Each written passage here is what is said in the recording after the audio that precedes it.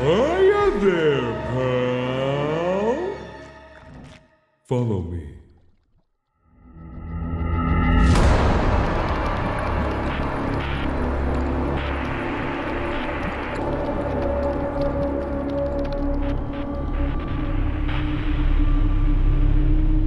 Hi everyone, welcome back to the Elite Realm channel.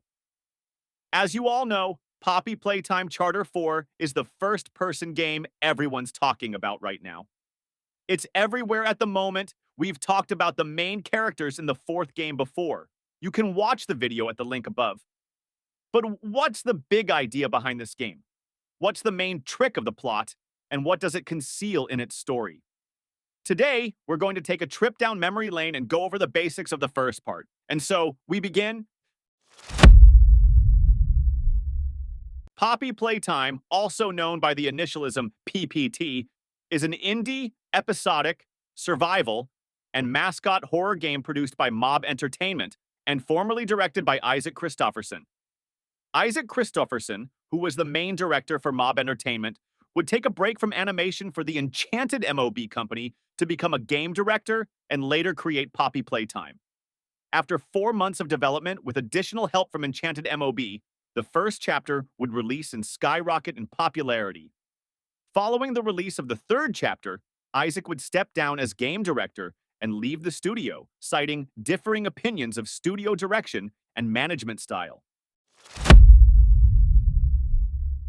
In the year 2005, the player, an unnamed ex-employee of a now-defunct toy production company named Playtime Co., receives an unexpected letter one day along with a VHS tape, which features a tampered version of the vintage Poppy commercial from the mail.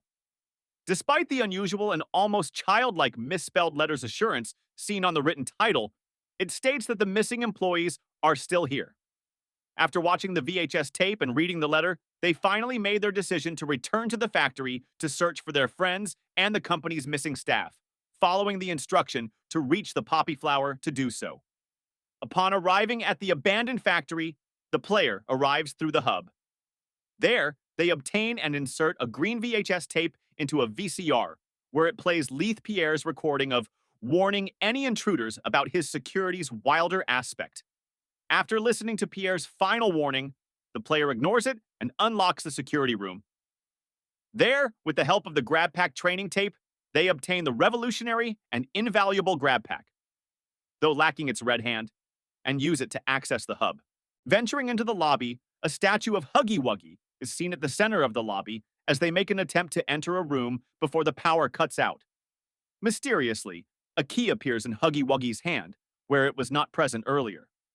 This unlocks the power room, and the electricity of the factory is successfully restored. However, exiting the room reveals the statue of Huggy Wuggy has disappeared, leading the player to investigate. As they make their way towards the storage room, they find all the necessary batteries to obtain the red hand from a glass case, spotting Huggy Wuggy peering at them through a vent when returning to the loading deck after obtaining the batteries. Upon making an eye contact with Huggy for some time, the vents close as Huggy pulls himself back. After successfully connecting the batteries, the player obtains the red hand and unlocks a vent door, leading to a short puzzle that advances them further into the factory. Upon reaching the Make-A-Friend area, they activate the Make-A-Friend machines, ultimately receiving a Cat Bee toy that must be used as a keycard to open the Nobody Leaves Without a Toy gate. However, as they approach the shadowy hallway, a monstrous Huggy Wuggy suddenly appears and chases them down, forcing the player to flee into the vents. The player must crawl through the maze-like ventilation system whilst avoiding getting caught by Huggy Wuggy and navigate a series of obstacles before reaching into a dead end of a set of catwalks. As Huggy attempts to break down the vent door, they spot a large crate above them and they topple it onto Huggy, causing both of them to fall down onto the catwalks. Though the player landed safely on a catwalk, Huggy struck the railing and fell into the facility's abyss, slamming into several pipelines, leaving behind dark red blood splatters. After walking through a series of catwalks, the player eventually reaches the poppy flower. Upon entering, they discovered a child's bedroom-themed shrine. After making their way through a lengthy corridor, they reach the final door of the hallway, and they open it to find any employees in there. Unfortunately, they found no employees, only to discover a locked case containing a Poppy Playtime doll. Without a second thought, the player decides to open the case with their grab pack. Upon opening the case, the lights briefly flicker before shorting out, and the player loses consciousness as well.